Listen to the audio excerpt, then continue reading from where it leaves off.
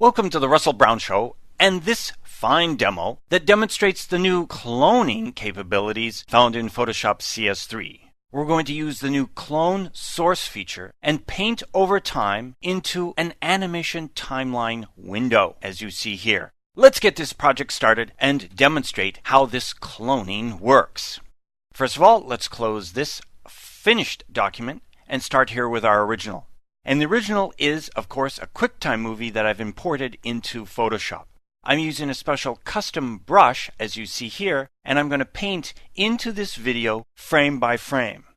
And in order to do that, I need to first go up here to my Layers menu, down to Video Layers, and over to, of course, New Blank Video Layer. That's essential for creating animations over time. As you can see down here in the Timeline Animation window, I have an additional layer, layer number 2, and if you go to the Layers palette, you can also see it here. So now I want to start painting. I'm going to go in here and select the moment in time that I want to start painting right there.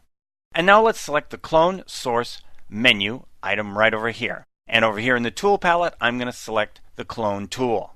Let's bring open the second document I have that I want to clone from, because I want to clone between multiple sources. Under Window, let's go down here to the Dr. Brown image. Let's hover over the Dr. Brown image with the Clone tool, hold down my Option or Alt key, and click on that image. Now that is stored into this location within my Clone Source menu.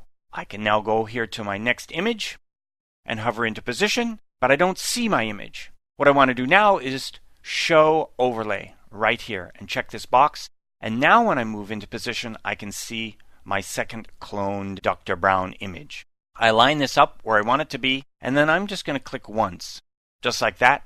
Notice my opacity is set to 10%, and I've painted in one frame into this animation. I could go in now and change the rotation and the scaling of this item within this clone source, but in this case, the size and the rotation are correct.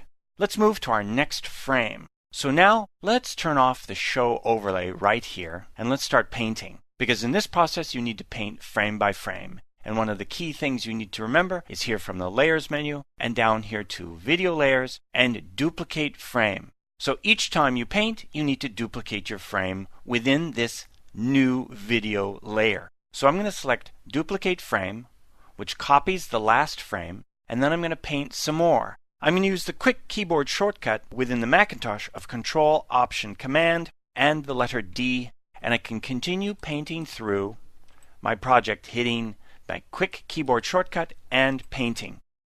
And the results will then appear over time as if the second clone is appearing as a painting. As you see here, as I go back and forth over this item, you can see how it appears to be spray painted into position. And of course, your final results we saw earlier in this project, where you can see the painting happening all the way up to the top and the bottom using this process. So there you have it, cloning across documents with a custom brush and the new Clone Source feature within Photoshop CS3.